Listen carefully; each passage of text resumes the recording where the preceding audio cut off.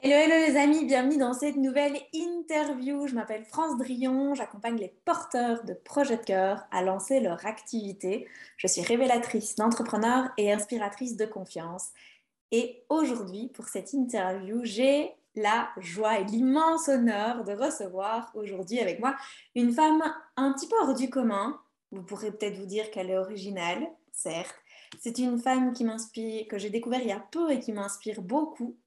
Elle a plus de 30 ans d'expérience, évidemment, dans le domaine de la thérapie et du chamanisme. Et oui, on va parler d'un autre mode de fonctionnement. Elle allie ces deux visions du chamanisme et de la psychothérapie pour pouvoir créer ce qu'on peut appeler une nouvelle médecine contemporaine.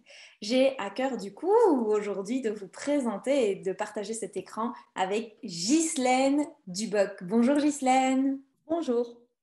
Je suis super contente de te retrouver aujourd'hui. Alors, tu ne passeras pas à côté, je t'ai pêché une carte et j'aimerais bien que tu puisses, je ne sais pas si tu la vois parce qu'elle risque Oui, d'être floue. oui, je dirais. Euh, Parfait. Là, c'est un petit homme avec un boulet, hein, et un chapeau. Oui. C'est un homme, hein, qui est habillé en costume de soirée.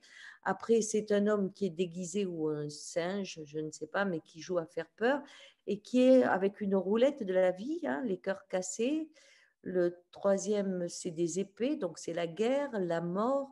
Je vois après un trèfle, je ne sais Mhm. pas, ça doit être l'argent. Donc, je crois qu'il y a un gorille, un animal, un homme dans son animalité avec des crocs, qui est à la roulette de la vie. Et au milieu, il y a un petit homme prisonnier. Alors, on ne sait pas si... C'est marrant parce que dans cette image, j'ai le sentiment qu'il y a quelque chose de pulsionnel et de puissant entre l'animal et la roue, l'homme animal et la roue, et que dans l'autre, il y a quelque chose de très propre, mais qui m'angoisse beaucoup plus, ce petit boulet avec cet homme si propre, le petit chapeau tout couvert. C'est un peu comme si, pour moi, c'était un être humain qui était à 1% de la vie, euh, en se mettant dans ce costume noir et ce chapeau ridicule, qui le mettait dans un boulet d'insignifiance par rapport à cette roulette où on voit que celui qui manipule cette roulette a la puissance de la vivre. Voilà ce que je ressens. Ah, génial. Merci Ghislaine pour cette interprétation. La puissance de la vie. Alors j'aimerais bien du coup que tu nous racontes un petit peu ton parcours, parce qu'il y a des gens qui te connaissent maintenant, moi c'est comme ça que je t'ai connue, c'est via ta chaîne YouTube. Mais raconte-nous un petit peu ton parcours, comment t'en es arrivé là? Le parcours que je raconterai aujourd'hui ne sera pas le même que je raconterai même après-demain, hein, Mhm, parce que notre présent est fait d'un passé selon notre état émotionnel. C'est-à-dire mhm. qu'aujourd'hui, je suis très, très, très décontractée, par exemple, ce qui fait qu'en regardant mon histoire, je vais la faire très jolie, sûrement. Alors que si j'étais très angoissée, je la ferais peut-être comme une vraie guerrière. Ou si j'étais dans la passion, je la ferais très amoureuse, par exemple. Donc, parler de son histoire, c'est à chaque jour raconter une histoire différente. Alors, je vais vous raconter une histoire aujourd'hui, donc qui est valable pour aujourd'hui. En fait, je pense que j'ai eu une vie en trois temps, hein. Le premier temps, c'était un isolement par rapport à ma façon d'être qui est particulière, avec ce corps qui a une vibration qui lui permet d'avoir une réalité différente. Donc, c'est l'isolement, je dirais, dans la jeunesse. Et pour sortir de l'isolement, bah, j'avais envie que d'une chose, c'était de me marier, avoir des enfants. C'était le seul endroit ou le seul chemin qui me paraissait pouvoir permettre que je crée mon monde dans lequel je serai acceptée. Hein. Tu es sûr d'être aimé quand tu as des enfants. En fait, on les fait, enfin, moi en tout cas, je les voulais pour me rassurer quelque part. Hein. Mais donc, ça a été très, très vite. Et comme j'avais aussi le commerce dans la peau, c'était facile. Hein. La seconde partie de ma vie, ça a été de prouver qu'on pouvait réussir quand on était une femme, notamment, et quand on n'avait pas fait d'études, qu'on pouvait devenir quelqu'un de puissant. Donc, Hmm. la vie m'a amené des schémas et j'ai été très puissante, on peut dire, puisque j'ai dirigé un groupe immobilier qui était le cinquième de France, que j'ai sorti de la faillite. Donc, il y avait beaucoup, beaucoup de personnes, beaucoup de projets immobilier. Et là, j'étais tellement dure hein, que les hommes disaient: «Oh, t'es pas une femme, tu as des couilles», par exemple. À l'époque, l'affirmation de la femme se faisait dans le langage de l'homme. Plus on était dur, plus on était pervers, plus on était insensible vraiment pour gagner, plus on était respecté. Donc c'est vraiment la capacité à être dans la dureté, dans le jeu et dans la jouissance d'une puissance hein, qui est reconnue. Hein. À ce moment-là, on est très respecté, mais la vie a bien fait les choses parce que j'ai cassé. Donc je me suis fermée, hein, j'étais fermée petite, les enfants n'ont pas suffi à m'ouvrir, et puis c'est la réussite financière est aussi visible hein, par les médias, etc. Quand on est aussi jeune que ce que j'étais, ça devenait quelqu'un de remarquable. Hein. Et heureusement, j'ai cassé. Donc, en cassant, ben, j'ai été obligée de faire une thérapie. Et pour une fois, je trouvais que c'était plus intéressant de décoder le système de l'être humain que de rencontrer le système des affaires, qui était facile. En même temps, j'avais la chance de, vous voyez, aujourd'hui, je suis en forme, hein, je vous dis la chance. J'ai eu la chance d'avoir des épreuves marquantes. Hein. Donc, d'être. Mon père est mort, j'avais 22 ans, et je l'adorais. Et puis, mon fils à 6 ans a eu un cancer, j'ai perdu un petit bébé. Enfin, ça a été des choses très graves qui m'ont ouvert le cœur et ont permis à ce que je ne me ferme pas complètement. Hein. Et donc, l'épreuve, à un moment, a bien, bien pu jouer. Et quand j'ai touché l'essentiel, en tombant par terre, c'est marrant, quand on va à terre, on rencontre le ciel. Hein. C'est très, très étonnant cette histoire. Mais c'est ça, je me suis enracinée dans l'être humain. Alors, au départ, il ne faut pas oublier que ce qui m'a isolée, c'était mes capacités, on pourrait dire, mes aptitudes à avoir des réalités différentes, hein, qui sont la médiumnie et autre chose, ou la clairauditive, clairvoyante, tout ce que vous voulez. Donc, quand j'ai craqué, c'est revenu.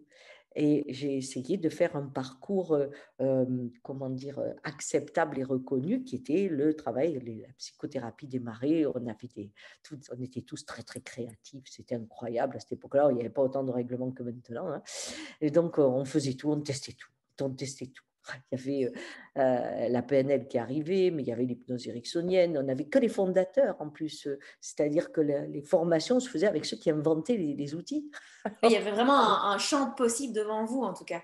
C'était énorme.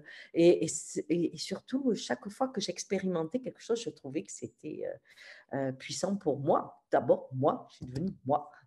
Et puis, donc, à ce moment-là, j'ai travaillé avec des médecins, et on s'est associés pour monter une école de psy. Donc, c'était vraiment être dans la réglementation. Mais la vie m'envoie aussi encore d'autres épreuves, ce qui fait que comme je voyageais beaucoup, j'ai commencé à aller voir les Indiens qui étaient de Colombie à l'époque, et puis après de Nicaragua, enfin, de différents pays. Mais ce qui m'a touchée, c'est que ce que je croyais être ma particularité à cacher, avec une formation très rigide et académique, quel que soit le moment de ma vie, je me rendais compte qu'il faisait naturellement tout le village, quoi. Et là, tu t'es dit, tiens, ce qui pour toi était différenciant quand tu étais petite et Ouais. que tu fermais, là, c'était ouvert tout le temps. C'était ouvert tout le temps, et c'était surtout qu'on pouvait communiquer. Par exemple, quand j'étais dans l'immobilier, si je rentrais dans un lieu, je disais: ah non, là c'est du papier, on ne peut pas, il ne fera jamais du commerce. J'avais cette vibration des lieux qui venaient. On pensait que j'étais surtout un très bon professionnel. Mais on ne mettait pas, on disait: tu as un instinct, tu as une intuition, mais on ne le mettait pas dans quelque chose qui permettait de voir l'énergie du lieu. Or, quand j'étais en forêt, et que j'ai pu voir à ce moment-là, par exemple, une source de fertilité qui avait été fermée, et moi, je la voyais. Donc, les Indiens me disaient: oui, oui, tu t'inquiètes pas. Là, il y avait, avant, c'était comme ça, mais ça a été recouvert, elle était comme tu la voyais. Ou quand je suis rentrée à Sainte-Augustine, dans certains monuments, je pouvais retrouver le sens hein, de ce qu'il y avait. Mais c'était pas quelque chose d'extraordinaire parce que l'autre le voyait aussi. Donc, dès que sa réalité peut être partagée, pas complètement, hein, ça n'existe pas, on a tous notre particularité dans cette réalité, mais quand la vibration devient commune, alors ce qui a d'étonnant, c'est qu'on se sent à sa place dans sa différence sur la Terre. Et là, j'ai commencé à trouver que ces histoires de papa, maman, notre façon de travailler, notre construction n'était pas forcément juste. Et puis, j'ai aimé rencontrer aussi l'œuvre de Pierre Clastre, qui a été pour moi fondamentale. Et donc, j'ai commencé à mélanger dans mes groupes. Je me suis séparée des gens avec qui je travaillais et j'ai commencé à mettre en place des rencontres avec des chamans que j'aime bien, pas des gourous, hein, parce que maintenant les chamans aussi, ils ont appris les techniques continentales, hein, que nous, il faut beaucoup de blabla.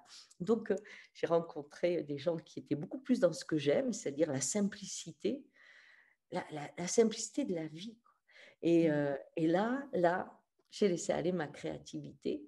Et petit à petit, au cours des groupes, est née cette perception de l'homme complet, hein, tête, cœur, corps, mais cette vibration du corps qui donne la réalité du monde et pas la tête qui nous maintient dans une réalité collective pensée par quelques-uns.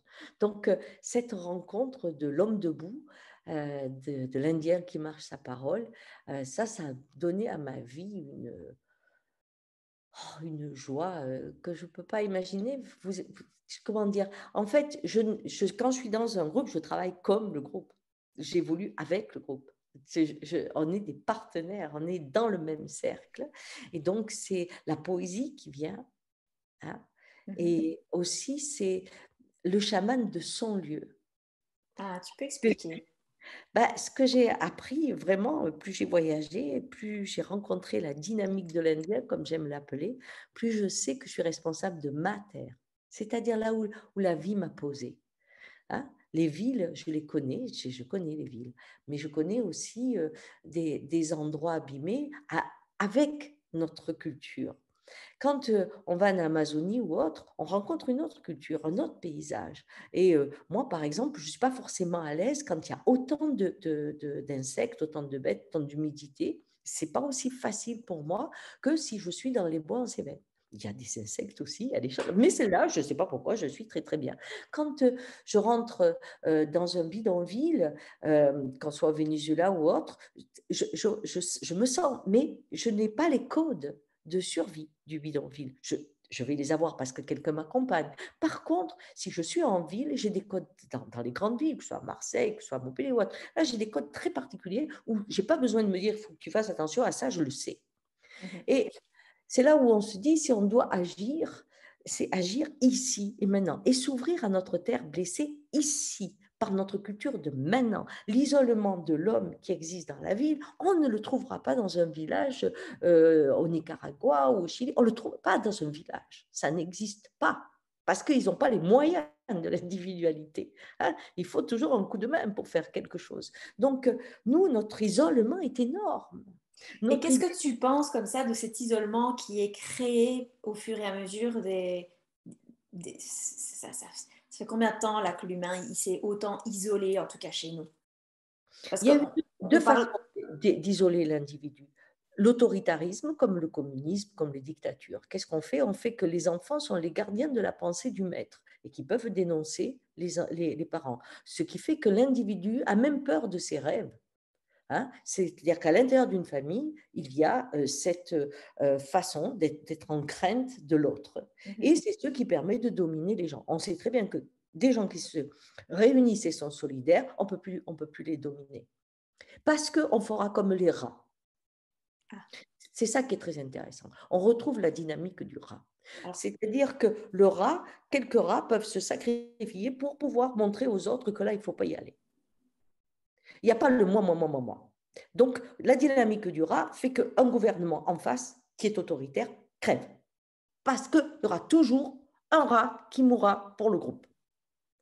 Si j'individualise un individu qui ne sait pas qu'il est puissant ensemble, qui n'a pas une vision de protéger la communauté, eh bien, à ce moment-là, on peut manipuler qui on veut. Et c'est paradoxal parce qu'on amène la séparation des individus en créant l'illusion de la communauté. Quand on voit ce qui se passe chez un...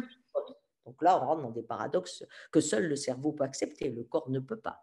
Mais là où on a été fort dans la démocratie, c'est-à-dire dans cette idée qu'au contraire, on allait permettre le lien, quelle que soit la culture, l'âge, la couleur, etc., la, la religion, c'est magnifique cette pensée démocratique qui était quand même une source qui sont pris aux Indiens au moment où on les a colonisés parce qu'eux étaient en Versailles. Eh bien, quand on pense à ça, qu'est-ce qu'on fait?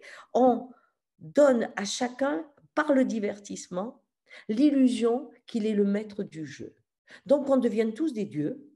Ce qui fait que tout ce qui est à l'extérieur de nous est notre monde, qu'on dit, oh là là, ça c'est impossible, il ne faut pas faire comme ça. Oh non, mais comment on se tient là? Voilà, bon, on est des dieux. Et en devenant des dieux, eh bien, on s'individualise parce que les dieux, ils ne sont pas en groupe, ils sont au-dessus. Chacun étant au-dessus de son écran, a oublié qu'il était un homme et qu'il pouvait être puissant ensemble. Et tu penses qu'il y a du coup, enfin, il y a un lien avec l'ego, du coup, vu qu'on se prend davantage pour des dieux, de cette individualité. Tu penses quoi par rapport à ça? On peut mettre des termes égaux ou ce qu'on veut, parce qu'on adore les termes. Nous, alors, les mots, je crois que c'est ce que nous aimons le plus. Mais en fait, on est sur des bases mythologiques pratiquement. Quand on prend la base, Dieu crée le ciel, la nuit, etc., le jour et tout le reste, et à un moment, il va mettre l'homme. Mais l'homme, il le met au milieu de son monde comme étant à son image. L'image que l'on donne de Dieu dans cette mythologie, c'est quoi? C'est un Dieu créateur. Ce qui fait que l'homme nommant les animaux, les arbres et tout le reste, devient comme Dieu au sein du monde de Dieu. Ce qui fait qu'on pense toujours qu'on est celui qui doit créer le monde, qui doit inspirer constamment le monde. Et c'est ça qui, quand je suis un Dieu, je suis seul. Quand je suis un homme, je suis avec les potes, quoi, et avec l'ensemble de l'expression de la vie. Souvent, on me dit, mais c'est quoi le travail chamanique que tu fais? Je dis, oh, c'est simple, on va de Dieu à l'homme. Ah, c'est simple. Ah, j'adore. C'est très résumé, c'est très rapide. Bah voilà. Tu aurais envie de dire quoi à des personnes qui se sentent, je pense que ce qu'on vient de vivre ici pendant ces 2 dernières années a permis d'avoir beaucoup d'ouverture au retour à soi aussi. J'imagine que tu t'en es bien rendu compte aussi dans tes accompagnements. Et moi, j'accompagne les porteurs de projets qui sentent vraiment qu'ils ont une vibration qui les amène ailleurs, dans l'entrepreneuriat, dans l'idée d'oser se lancer dans des métiers parfois qui n'existent pas encore. Tu aurais envie de leur dire quoi à ces personnes qui ont encore peur, qui sentent qu'il y a un truc qui vibre en eux et en même temps qui n'osent pas encore passer le pas? Quand il y a la peur, il y a le désir. Souvent, c'est associé, c'est une des facettes de la peur. J'ai peur de ce que je désire, même du pire. Par exemple, j'ai peur d'être attaqué. Si on va au fond de ça, ce que je voudrais savoir, c'est si, quand on m'attaque, je peux me défendre. J'ai peur que tu meurs. Ce que je voudrais savoir, c'est est-ce que je survis quand tu meurs? Donc, quand je dis j'ai peur de réussir, qu'est-ce qu'il y a derrière? C'est la première question qu'il faut se poser. Qu'est-ce que vraiment, en fait, je veux tester dans ça? Ça peut être une entreprise, j'ai peur de ne pas être brillant. J'ai le désir de monter une affaire, mais je veux surtout être brillant. Donc là, c'est plus monter une affaire, c'est être brillant. Ou je veux être riche, donc c'est plus monter une affaire, c'est être riche. C'est plus. Ce qu'il faut regarder, c'est derrière la peur, qu'est-ce qui est réellement en cause. Ça, c'est la base. Ensuite, avant de faire un métier c'est un mot, c'est comme l'ego tout à l'heure. C'est simple, c'est je suis dans ce monde, je sens qu'il manque ça, je l'apporte. C'est tout, ça reste à ça. Alors, des fois, ce que j'apporte, il y en a beaucoup qui sont d'accord avec moi, que c'est une bonne idée, puis il y en a d'autres qui disent, non, moi je m'en fous, ça ne m'intéresse pas ton truc. Et on est tout seul à le vivre. C'est ce qui va faire que d'un côté, ça marche, et de l'autre côté, ça ne marche pas. Mais au départ, il faut que ce soit quelque chose qui nous ferait du bien à nous. Si je décide d'être plombier, je dis n'importe quoi, c'est que ça fait des plombes que je cherche un plombier, c'est le cas de le dire, et que je n'en trouve pas. Voilà.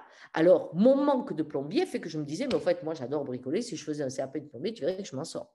Voilà. Maintenant, il faudrait s'occuper des papiers, ça, c'est plus dur.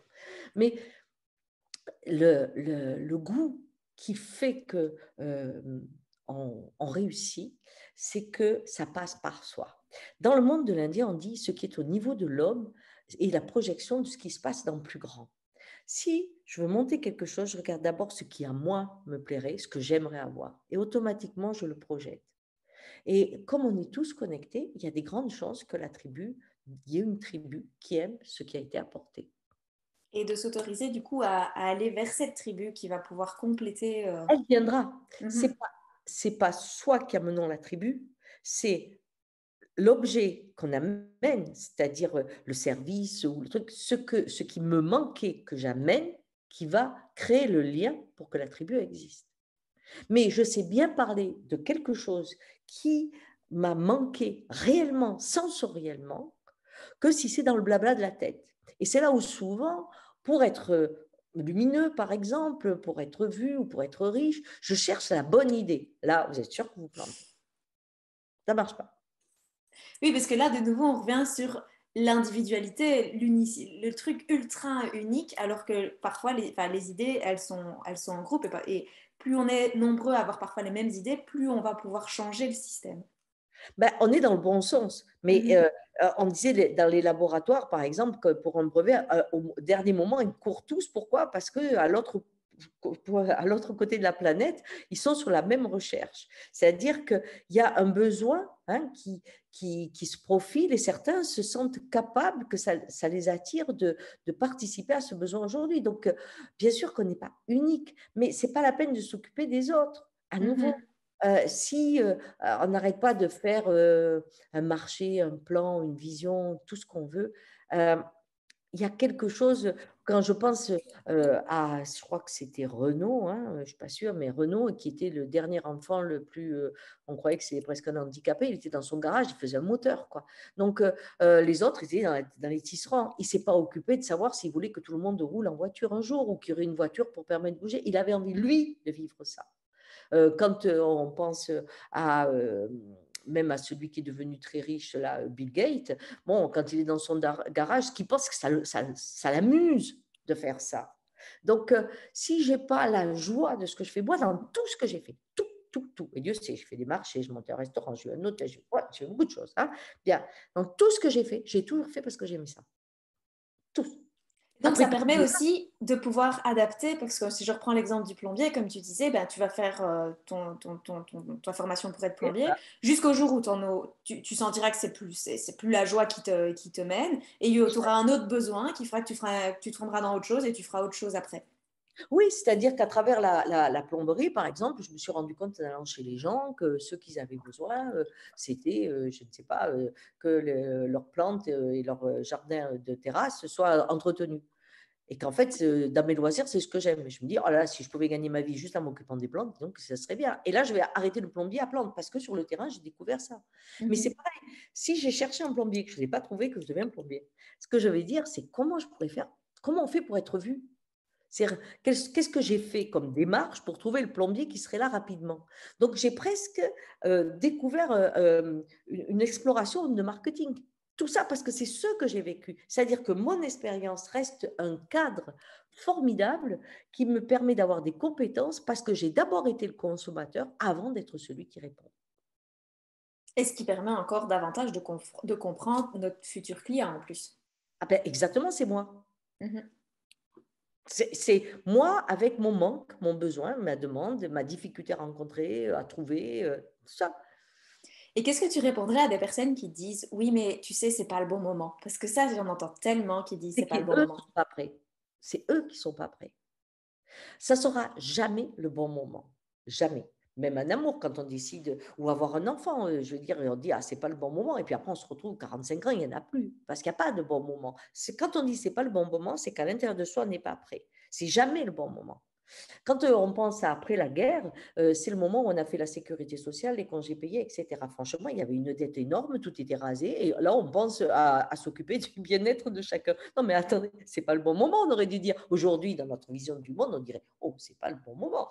Hein, il faut d'abord construire, après, on fera le bon moment. Mais non, parce qu'à un moment, les gens avaient vécu la solidarité sur le terrain, la misère et tout le reste, et ils savaient qu'il fallait faire des choses de solidarité. C'était le bon moment. Et donc, on se donne les moyens du bon moment. Le bon moment, c'est quelque chose que l'on ressent comme une urgence. Il n'y a pas d'autre choix, il faut le faire maintenant. C'est pulsionnel presque, hein, le go hein, que l'on va, c'est pour le faire.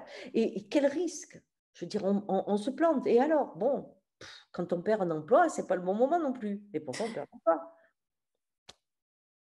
Et donc, c'est vraiment arrêter de chercher, d'idéaliser ce bon moment où, soi-disant, tout devrait être léger, fluide et tout en nous. Par contre, c'est de se dire, bah, c'est le moment. Et le moment, bah, il est là maintenant. Oui, et on le voit en amour très souvent. On a combien de fois quand quelqu'un en couple, il s'arrange et ça, puis la vie lui fait rencontrer une personne, il dit ah non, non, ça c'est pas le moment de tomber amoureux, non, c'est pas le moment, je peux pas vivre ça, mais manque de peau, une fois qu'on est relié, hein, et on pense qu'à ça. Donc, mais c'est pas le bon moment, combien de gens sont rentrés dans mon cabinet en me disant ah non, là je peux pas, c'est pas le bon moment. Ben, je dis oui, mais c'est le moment de la vie. Ah, Ouais, j'ai connu ça quand je me suis séparée, où je m'étais dit, ah, je veux pas d'homme dans ma vie pendant au moins 1 an. Et quand j'ai rencontré mon compagnon actuel, je me suis dit, mais j'avais dit 1 an, les gars, là. oui, c'est ça. Et il y a quand même des choses, c'est que quand c'est le moment, quand on le sent au fond de soi, la vie répond. Mhm. Et c'est là où il faut faire confiance. Par contre, si on a des signes qui font ça marche pas, ça marche pas, ça marche pas, c'est qu'on n'est pas au bon endroit, c'est pas le bon moment là, d'accord. Mais on a l'idée que le chemin difficile, c'est le chemin méritant, alors que le chemin facile ne l'est pas. Là aussi, c'est pareil. Si j'ai envie de faire quelque chose, mais que c'est trop facile, je vais pas le faire. Parce que oui, non, mais c'est ludique, c'est ce que je fais. Je me souviens d'une fille qui chinait et elle prenait des vieux draps, tout ça, et elle en faisait des trucs magnifiques. Un jour, je lui dis, mais, tu sais, tu mets ta boutique en ligne. Elle me dit, ah non, mais ça c'est mon plaisir, ça. Mais je lui dis, oui, fasse que ton travail soit ton plaisir, et là, tu vas gagner dans tous les cas, parce que au moins, tu auras passé une journée à te faire plaisir, et ça n'a pas de prix. Donc, tu peux le mettre dans ton bilan. Ça n'a pas de prix, je me suis fait plaisir. Et je lui avais aidé. Et en fait, elle a monté ça. Elle a monté un lieu où elle répare des choses. Mais alors, elle, par contre, elle veut plus de pub parce que elle peut pas fournir, quoi. Mais elle a trouvé que son plaisir pouvait la faire vivre. C'est ça qui était fabuleux. C'est que quand nous, dès qu'on a un plaisir, c'est interdit. Et c'est Et clair que oui, je rebondis sur cette croyance de il faut travailler dur pour réussir. Et au final, oui. ça fait Alors partie que de nous. ça fait partie de nous, mais l'endroit où c'est le plus à l'aise, c'est souvent le seul endroit où on va pas. Ouais. Mmh. Parce qu'il y a cette dire non, mais ça, j'ai pas été à l'école, ou j'ai pas appris ça, Mhm. ou j'ai pas fait ça, ou j'ai pas la qualification pour. Combien on voit de maçons, par exemple, qui se sont intéressés aux vieilles pierres et remontent des murs extraordinaires quand tu leur dis, bah, écoute, tu pourrais faire ça, il en manque plein maintenant. Ah non, mais attends, j'ai pas fait les études.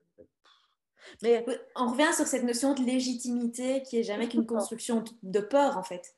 oui, et c'est drôle parce que ça a évolué. Je me souviens quand Fabius a commencé à démonter la France, hein, et donc il y avait des pans entiers de grandes entreprises où les gens y étaient depuis 20 ans, depuis 2 générations, 3 générations, hein. On était, je ne sais plus, chez Michelin ou autre, mais depuis 3 générations. Et donc les gens arrivaient souvent comme apprentis, 14, 15 ans, et puis ils finissaient directeur de com ou machin à un moment donné. Et donc, quand il fallait faire, on m'avait demandé de créer des outils, hein, pour pouvoir permettre leur reconversion. À l'époque, j'avais créé ça et je me souviens que ce qui m'avait surprise, c'était que les gens me disaient, alors ils étaient arrivés à 14 ans, ils avaient monté et je lui ai dit, bon, ben, écoute, tu es directeur technique, etc., tu peux chercher là-dedans. Ah non, je ne peux pas. Pourquoi? Parce que je n'ai pas le baccalauréat, hein, je n'ai pas fait les études. Je dis, tu as monté? Ah non, mais ça, c'est péchiné. C'est-à-dire que ce que j'ai appris, c'est l'entreprise. Au dehors de l'entreprise, je reviens comme quand j'ai quitté les bancs de l'école.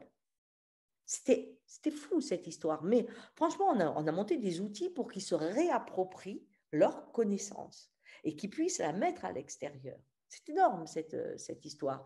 Eh Oui, bien, parce que oui, vas-y. moi, je connais pas très bien le milieu de l'entreprise en tant que tel, mais c'est vrai que c'est énorme de pouvoir se dire que nos compétences dépendent uniquement en fait d'une société, de quelque chose d'extérieur en fait. Et comme tu dis, c'est de remettre à l'intérieur de soi en fait, parce que nos compétences, elles nous appartiennent.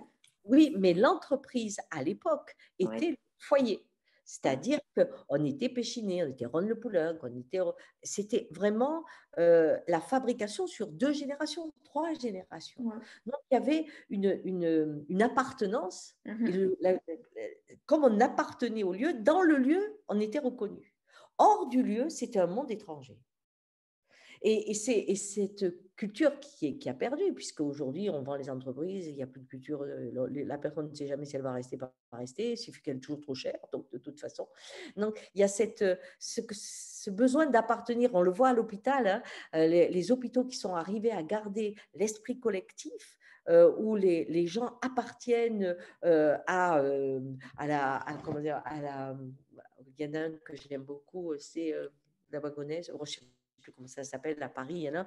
Ils ont gardé l'esprit de l'hôpital et c'est ce qui manque aujourd'hui. C'est que là, à nouveau, on n'appartient plus à un lieu qui décrit une communauté, qui décrit des anniversaires aussi, des fêtes, des Noëls passés ensemble et qui peuvent avoir des souvenirs de plusieurs générations et où le savoir-faire est souvent transmis oralement. Hein, alors que là, on est envahi par des papiers qui veulent à tout prix arriver à codifier la compétence. C'est terrible.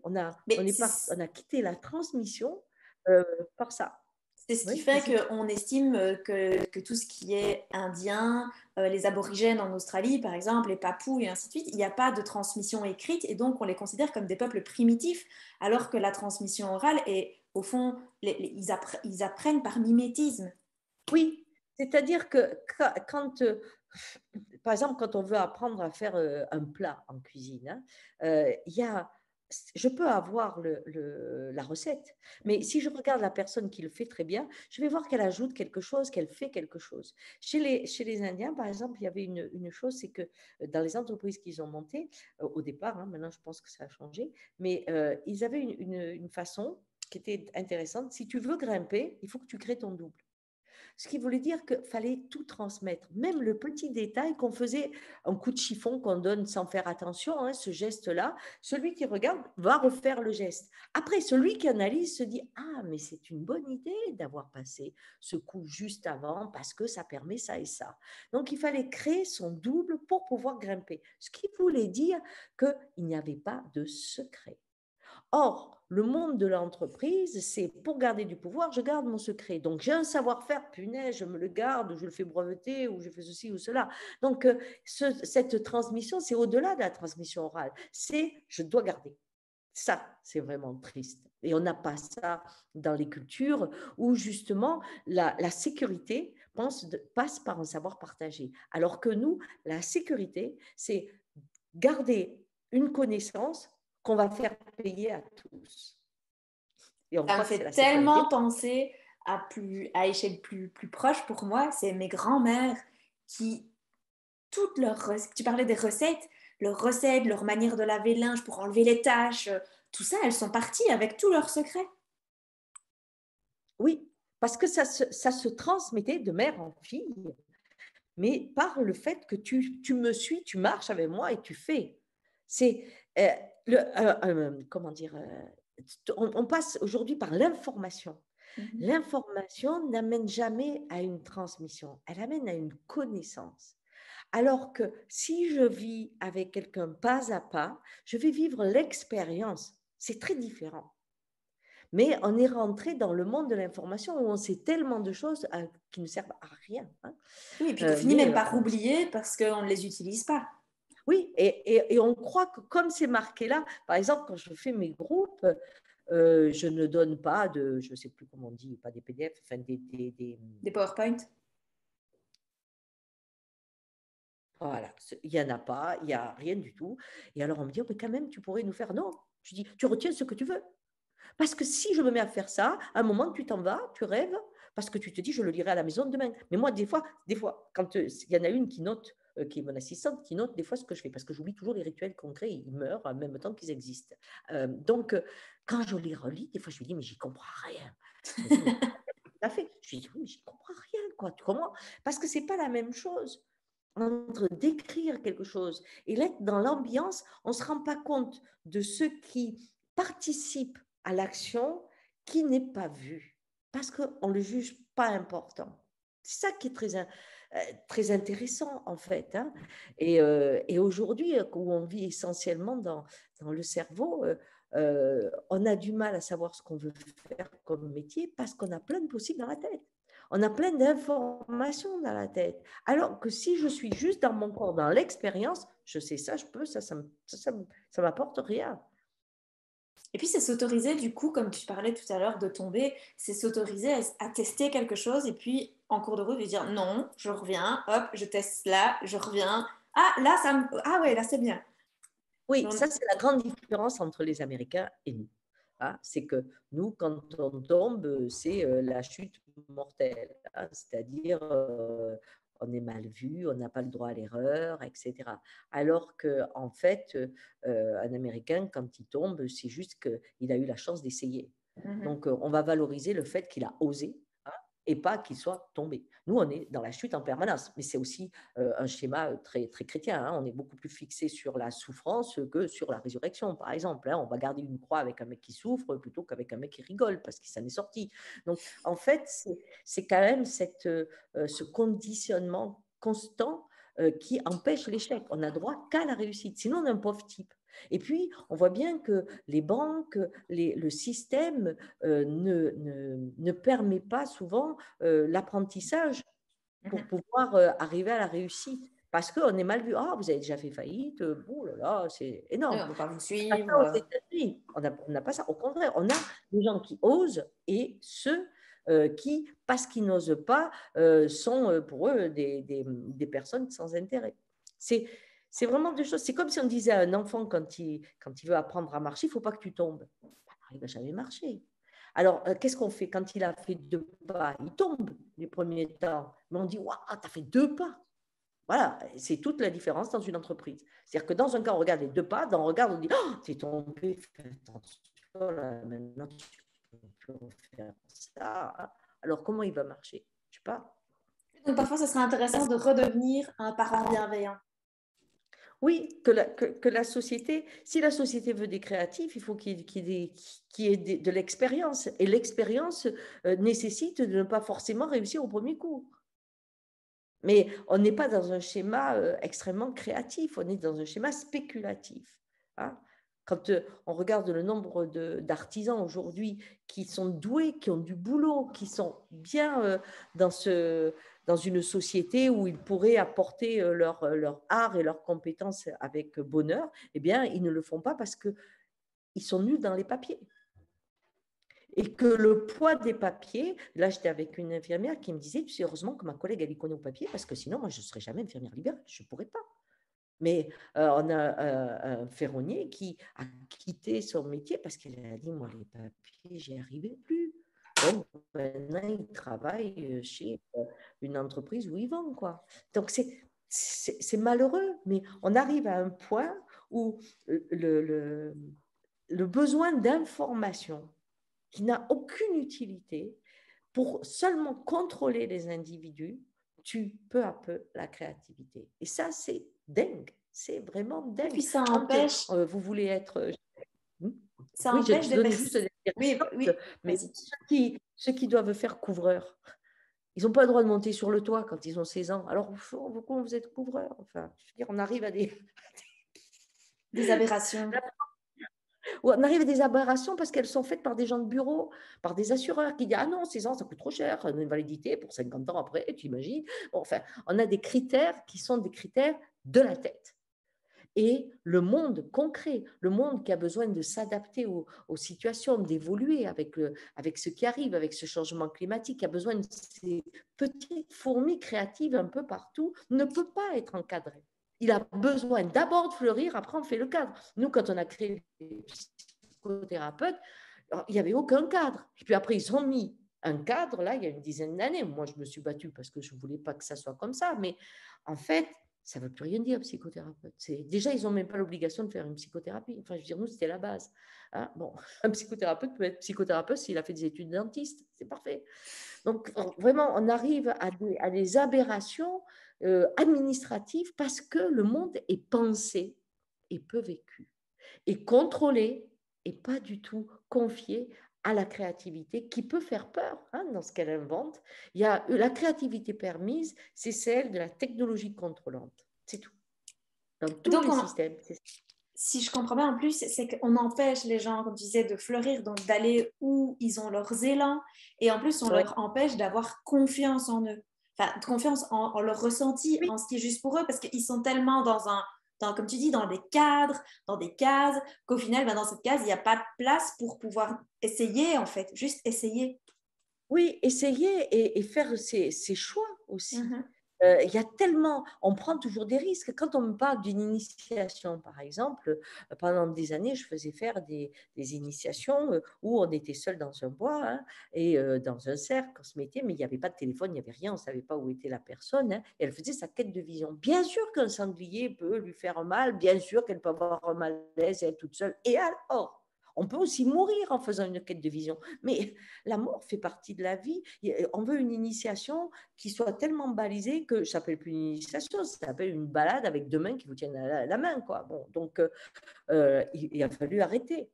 Ou les faire maintenant en Arizona ou ailleurs, parce que l'assurance, c'est dire, ah oui, mais alors, comment on fait s'il leur arrive quelque chose? Je dis, bah, ils sont en initiation.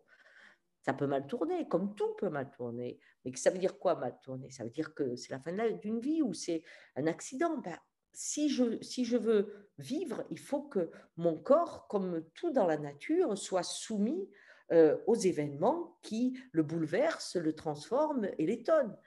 Aujourd'hui, la liberté par rapport à la maison d'un enfant est ridicule.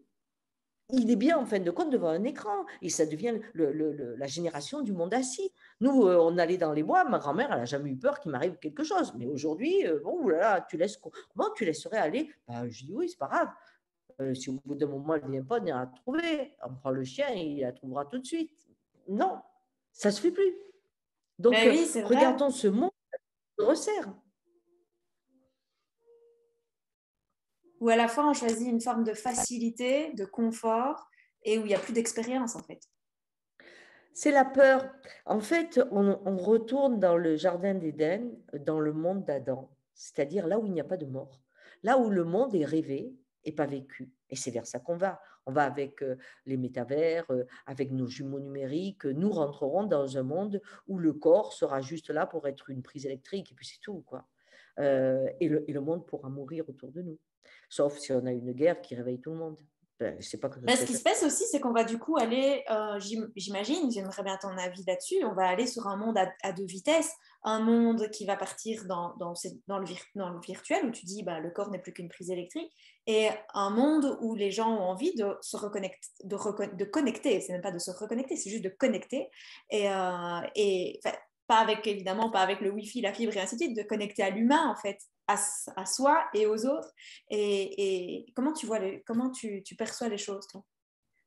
Je pense que cette analyse, elle est juste. Il y aura, on dirait le monde de Caïn, hein, qui est celui qui fabrique un monde pour dire au créateur, tu as vu, je suis ton digne fils, je crée un monde. Donc ça, c'est Elon Musk, Gates, tout cela qui sont en train de créer un monde où on va sur Mars, où on sera avec nos jumeaux numériques, donc on ne mourra jamais. Hein. Un jumeau numérique vous permet de ne pas mourir. Il faut quand même le savoir. Donc, on a un père tyran, on a un mari, on le garde, on a un enfant qui est perdu, on ne fait jamais de deuil. Il n'y a plus de deuil parce qu'on aura ce jumeau numérique qu'on pourra toucher, à qui on pourra parler et ça permettra de ne pas connaître la mort. Si on ne connaît pas la mort, on perd la vie. C'est simple. Parce que le prix à payer pour ces jumeaux numériques, c'est qu'on détruit toute la planète. Simple. Bien. Mais on est dans ce monde où on ne sait pas qu'on va mourir, puisqu'ils n'ont pas bouffé la pomme, aucun des deux. Donc, aucun de ces dirigeants. D'accord? Ils ne savent pas qu'on peut mourir. Bien. Alors, ça, on peut dire, ça va prendre toute la place. Ou alors, on peut dire, il va y avoir aussi ceux qui sont aujourd'hui en éveil, qui sont les Abel, hein, qui ont compris que la mort donne une vie et qu'il faut vraiment se réunir avec l'ensemble de l'expérience du vivant pour pouvoir vivre dans la loi de la vie. Ça, c'est autre chose. Il y a ce groupe-là. Le scénario, les deux sont là, comme dans la légende. Ils sont tous là. Qu'est-ce qui va se passer? Est-ce que Caïn va tuer Abel? Sûrement, il va tenter. Et c'est ce qui se passe aujourd'hui. Aujourd'hui, tous ceux qui sont, par exemple écologiques ou qui parlent du climat, qui ont fait tous les rapports de la planète, qu'importe, c'est des rêveurs. On s'en fout. Hein, on va penser, par exemple, au pouvoir d'achat sans penser que tu ne pourras pas respirer. Donc, penser au pouvoir d'achat, c'est une bonne idée. Mais ce schéma, si je dis aujourd'hui que mes enfants, mes petits-enfants vont vivre un monde de survie, pas de vie, de survie. Rien que cette phrase devrait me tuer. Et je devrais dire, attends, j'arrête tout là, on va bouger parce que je vais essayer au moins que la survie soit la moins violente possible. On pourrait penser ça. Ça serait l'ouverture du corps qui découvre qu'il a une finitude. D'accord. Donc, deux cas. Mais la vie est maligne. elle nous envoie jamais ce qu'on imagine. Quand on pense en Ukraine aujourd'hui, l'homme qui veut détruire l'Ukraine crée une nation. C'est fou ce truc, quoi. Il tue les gens et les gens du coup deviennent une nation. Explique-moi ce monde. Mais Hitler qui veut détruire tous les juifs, bon, et du coup ça leur donne un pays. Explique-moi ce monde. C'est souvent là où on va, la vie est étonnante. Ce qu'il y a de sûr, ça, ce que je ressens, ce que je vis aussi, des fois dans ce que je vois, c'est que nous sommes dans une période d'accouchement. Dans la période d'accouchement, il y a un être qui est constitué de deux parts. Le placenta, qui est la communication, qui filtre, qui ment à son environnement aussi pour que l'enfant reste à l'intérieur du ventre. Et puis cette partie qui a été construite, étonnante, et qui va être adaptée à un autre monde. Et le placenta va finir sa route. Il ne fait plus partie de cet individu global. Bon, donc là, je pense que nous sommes dans l'accouchement d'une période où un ancien monde ne veut pas mourir, un nouveau monde n'est pas encore dans sa dynamique de vie, parce que pour qu'il naisse, il faut qu'il respire. Et ça demande que ce corps soit traversé par une peur qui le réveille. Et je ne sais pas sous quelle forme la vie touchera les individus, je ne sais pas si l'humanité survivra. Ce que je sais, c'est que le monde sur cette planète Terre, avec ses petits copains qui sont le Soleil, la Lune et tout le reste, est en train, en ce moment, d'être dans des contractions pour pouvoir passer à une autre expression de vie. Une fois qu'on sait ça, c'est juste savoir que ce qui se passe à l'extérieur se passe à l'intérieur. C'est ce que j'allais te demander. De moi. À l'intérieur de moi, il y a un monde qui ne veut pas mourir. Où je dis non, non, vous me gardez mon monde. Moi, tout va bien. J'appuie sur ma télé, j'ai mon truc, je ne veux pas mourir. Et il y a un monde qui sent que lui, il faut qu'il vive autrement. Et là, on est dans cette confusion qui, quand le corps est touché, porte une autre réalité. J'ai discuté avec des gens qui avaient été, je crois que c'était en Nouvelle-Zélande qu'ils venaient, ils ont eu des feux incroyables, hein, et en fait, elle me disait, alors que maintenant ils ont de l'eau qui va noyer leur capitale, mais bon, là c'était les feux, et leur maison avait brûlé. Et donc, ils montaient une association, mais ça n'avait rien à voir. Ils disaient, avant on le savait, maintenant on le sait. C'est-à-dire que maintenant, on se bat parce qu'on a la peine d'avoir perdu, on a eu l'impuissance des feux à ne pas pouvoir les arrêter. On a découvert que l'homme n'est pas tout puissant. Et que donc, il faut préserver ce qu'on a. Parce que le corps, l'émotion du corps a été touchée, l'action peut se proposer. Et c'est pour ça que je ne sais pas sous quelle forme on est touché, mais des fois, un deuil ou une rencontre amoureuse ou quelque chose qui se passe qui nous bouleverse tellement qu'une part de nous s'éveille. Et c'est avec cette part qu'on traverse le nouveau monde. Et on peut aller sur des choses plus simples aussi. On peut aller sur des personnes qui vivent un burn-out, qui sont en dépression, qui... On revient sur la question du c'est pas le bon moment en fait. C'est quand ils sentent qu'il y a cette part-là qui a besoin de mourir et qu'en même temps il y a l'autre qui a besoin de respirer. Oui, très souvent, et à nouveau parce qu'on est figé sur la part qui meurt. On ne sait pas qu'au bout de cette mort, il y a une renaissance. Pas pour tous, bien sûr, mais à nouveau, on va mettre un schéma qui va enfermer l'individu. C'est si on lui disait waouh, c'est horrible, un burn-out par exemple, si on s'en sort, c'est le bonheur. Parce qu'on a une vraie transformation, les valeurs sont plus les mêmes, tout change. Mais si on s'en sort pas, on meurt. Mais c'est une vraie transformation aussi, sauf qu'on va ailleurs. Dans tous les cas, c'est le passage de la nuit pour rencontrer une nouvelle lumière, quelle que soit la lumière que l'on rencontre. J'aime beaucoup parce que dans tout ce que tu expliques, quand je te vois en tout cas dans ton non-verbal, il y a beaucoup, tu disais que tu étais dans une bonne énergie aujourd'hui en plus, il y a beaucoup de foi en la vie en fait. Il y a quelque chose Ah de oui. très posé, une confiance comme ça qui est bien ancrée là. Et j'adore te regarder avec... voilà, c'est ça que j'avais envie juste de te dire parce que je trouve qu'il y a quelque chose de très posé, bien enraciné, bien ancré dans cette foi en la vie. Et je trouve ça vraiment très inspirant en tout cas. Ben, la foi en la vie, c'est ce qui permet de d'accepter, et j'ai pas dit que c'était facile et j'ai pas dit que Mhm. c'était pas douloureux, mais d'accepter le prix de la vie, qui est la mort. C'est ça, c'est l'éternelle transformation. Nous, on a un monde qui se pense en ligne droite. Il y a un début et il y a une fin. Dans le monde de l'Indien, c'est un cercle. Donc, tout se transforme, rien ne meurt. C'est la différence. Quand je pense, je vais faire ça en ligne droite, je crée toujours à un moment un absolu où je vais tomber dans le vide. Alors que quand je suis dans le cercle, je vais être dans autrement. C'est ça qui change tout. Bah, il y a moins de peur et d'office, il y a moins de peur, il y a plus d'amour et plus de confiance. Oui, bah, l'amour, ça, c'est encore autre chose. Il y a des gens qui n'ont absolument pas peur, hein, et qui ne sont pas forcément dans l'amour, Oui, hein. c'est vrai Et ils n'ont pas aussi. peur. Mais je crois que le fait de se sentir libre de vivre, parce que quoi que je vis, c'est une transformation, Mhm. ça donne, euh, dans les moments de détresse, parce qu'ils arrivent quand on perd quelqu'un qui est cher ou quand c'est tellement bien qu'on voudrait retenir le temps. Or, que ça reste encore un peu comme ça. Or, si je retiens le temps, je fige la vie et je touche la mort. Donc, notre goût de la mort va avec notre besoin d'immortalité. Quand quelque chose est bien, on veut le garder. Le garder, c'est le faire mourir. J'aime un oiseau, je le mets en cage. Arrête, tu es en train de le tuer. Tu as aimé l'oiseau qui volait et venait te voir juste parce qu'il avait envie. Donc, ce besoin de garder pour pouvoir retenir ce qui est bon, eh bien, fait venir tout ce qui pourrit. Et là, ça angoisse. J'aime bien cette L'angoisse notion de du perdre. papillon qu'on attraperait. Si on le laisse Oui, comme ceci, ben, il meurt. Alors que si on a juste un mouvement à faire, c'est ceci, ben, on a la possibilité d'égayer et de le laisser oui, vivre. oui. Nous, on trouve quelque chose de beau, on veut le garder. C'est c'est- c'est dans notre nature où on pense que euh, la sécurité passe par l'immobilité. La sécurité passe par le mouvement. Si je ne peux que réussir dans l'entreprise que je monte, je suis là, je vais à la réussite. À ce moment-là, j'ai une peur bleue.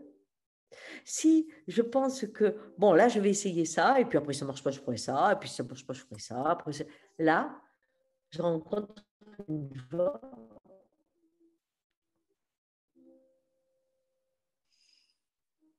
Ça change le monde en fait, la manière dont tu le vois en tout cas. Enfin, ça permet de prendre du recul et ça apporte beaucoup de bienveillance, de douceur. Moi, ça me fait complètement écho, évidemment, tout ce que tu racontes. Et je trouve que ça apporte beaucoup de foi en la vie, de douceur. Et oui, c'est vraiment ça, c'est vraiment de la confiance. De la confiance avec un angle de vue qui est juste dans ma réalité. Après, chacun définira derrière sa caméra ce que lui, enfin derrière son écran, ce que lui estime être juste ou pas, en fonction de sa réalité. Mais moi, ça résonne complètement ce que tu partages là. Donc, merci beaucoup pour tout ce partage. J'ai encore une dernière question à te poser. Oui. Si tu avais un livre à partager qui pour toi a permis justement dans toutes ces transformations, qui t'a vraiment, où tu te dis si je devais conseiller un livre à une personne qui veut se lancer dans un projet, dans son vrai projet de cœur, est-ce que tu aurais quelque chose, un livre à lui conseiller? Il y a un livre que j'ai beaucoup aimé. Ça s'appelle La perle et la coquille. C'est un livre sur trois générations, mais qui est je crois que c'est une écrivaine turque, mais c'est dans le monde afghan. Et je crois que le poids d'une culture est énorme. Et quand on imagine le conditionnement de la femme qui était privée de sa tête, hein, qui devait être qu'un moule à reproduire, quand ma mère est comme ça, mes tantes sont comme ça, mes grands-mères sont comme ça, mes arrière-grands-mères sont comme ça, comment c'est possible que quelqu'un pense qu'il est autrement et qu'il va tout seul trouver en lui une autre façon de se voir. Et là, on voit 3 générations, c'est quelque chose qui m'a beaucoup plu. Et puis, donc ça, c'est vraiment un livre. Et dans les films, il y a quelque chose qui m'avait marqué. C'était, alors je ne me souviens plus du nom, mais c'était un film après, quand il y a eu la guerre et qu'il y a eu des femmes qui ont décodé les secrets des codes que faisaient les Allemands avec les sous-marins, etc. Elles ont été ces femmes qui ont participé à la, à la, à la lutte, hein, on pourrait dire, à l'époque de la guerre. Et à un moment, elles découvrent qu'elles sont intelligentes. Et c'est intéressant parce que c'est une prise de conscience. J'avais eu Madame Foidan qui avait créé les femmes chefs d'entreprise. Et elle avait dit, à la première guerre, elle était maître des forges, à la première guerre, ils sont partis, j'ai pris la place. Puis quand ils sont rentrés, je l'ai rendue. À la deuxième guerre, ils sont partis, on a pris la place. Et puis quand ils sont rentrés, certaines ont dit non, non maintenant je garde. C'était une façon de découvrir en soi cette force, cette conviction que ma place, c'est ça.